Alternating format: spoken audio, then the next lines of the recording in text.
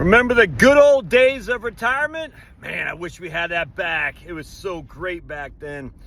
So I'm reading my man Richard Easterlin's book. I've referenced this a number of times on this channel. And it's funny because he has this chart about the workforce population, the labor force population going back to 1900s. And dude, did you know like 17.7% of children aged 10 to 14 were working in 1900?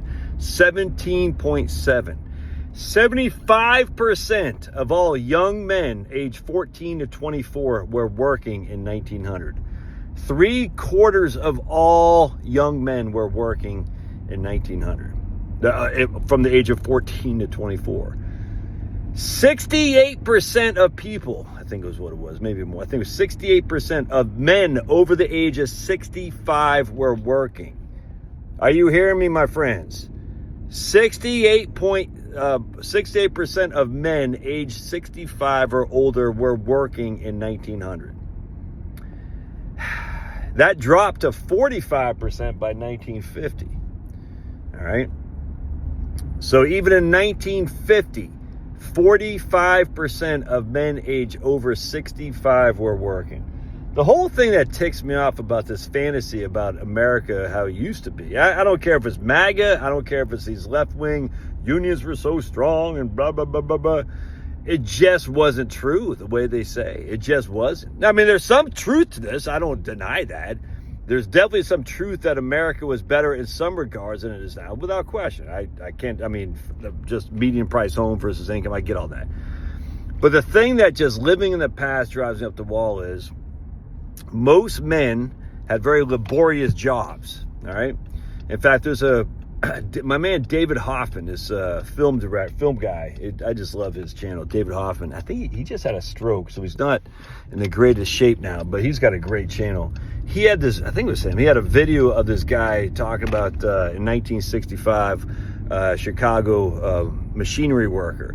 And just is kind of depressing, actually. Talk about just going to work every day. You know? But I mean, it was kind of depressing. No two ways around it, because the guy was not happy at his work. He goes, yeah, I just feel like, you know, I just work to pay the bills and that's it. And he's got a family, the whole thing. And it's just an interesting kind of look back of what this guy was saying. Because I guarantee, see, this is one drawback. We want to bring more manufacturing here, 100%, absolutely. But we still need people to do the manufacturing jobs. And I'm not going to do it. You know what I'm saying? So, but the issue is if people are going to work, and they're gonna, why not give them the ability to choose a good job as opposed to telling them what kind of job they have to have, or just saying you can't make money doing whatever kind of job you have relative to the price of a house. We need more options for young people. That's just a fact. More options for employees. That's why I'm such a big proponent of manufacturing. It's national security, but B, it does help people have a choice to do a job as opposed to a service. They can actually do a manufacturing job or something like that, or they can choose.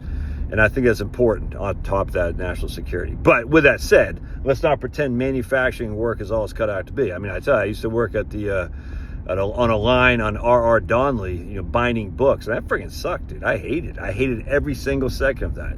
Binding books, just sitting there on a machinery, you got to look at this book, you got to bind it. Another one comes, look at this book, you got to bind it, one after another after another. I did that at night when we had our second child. Yeah, we had some significant hospital bills for Chloe. And so I was working at the bank in the day and working at a book binder at R.R. Donnelley at night. And that's a freaking tough job. You're on your feet the whole time. You know what I'm saying? It's the noise is just not fun. It's just very was repetitive, and I hate it. I only did it a couple months. Like I said, I can't do this anymore. And I was making like $10 an hour. It paid okay. I'd rather loaded boxes in UPS trucks, which I'd done as well when I first got out of the Army. I'd rather done that than working a manufacturing line, because at least a box at UPS is not the same. I mean, working on a manufacturing line is just literally the repetition. Book, bind, send. Book, bind, send. Book, bind, send.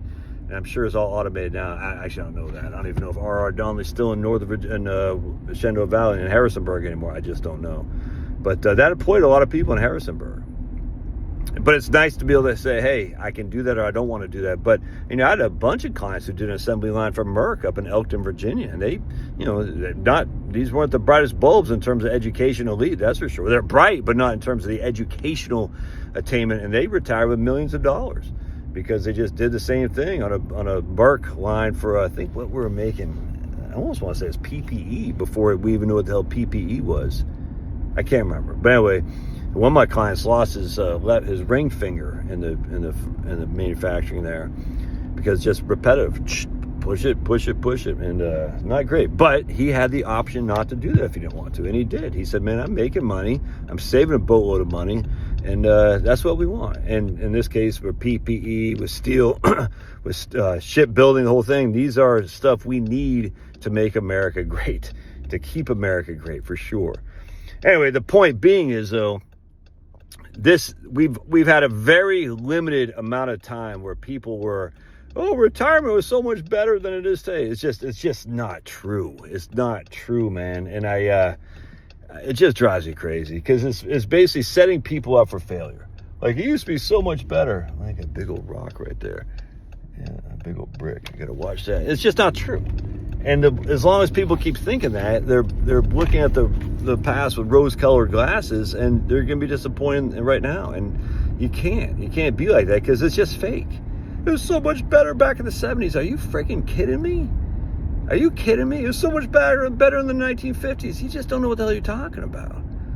It's never been better for retirees than right now. Now, will that last? I don't know. You don't know. But to freaking look a gift horse in the mouth and say, it's just freaking insane. So all these people can pound sand, man. I get so sick of it. So sick of the negativity. And that's on both sides, the left and the right. It's never been better time to be an American than right now. Doesn't mean it's great. Doesn't mean we don't have problems. Guess what? We're human beings. We're always going to have problems. So enjoy it while it lasts because you don't know if it's going to last. All right, God bless. Love your thoughts.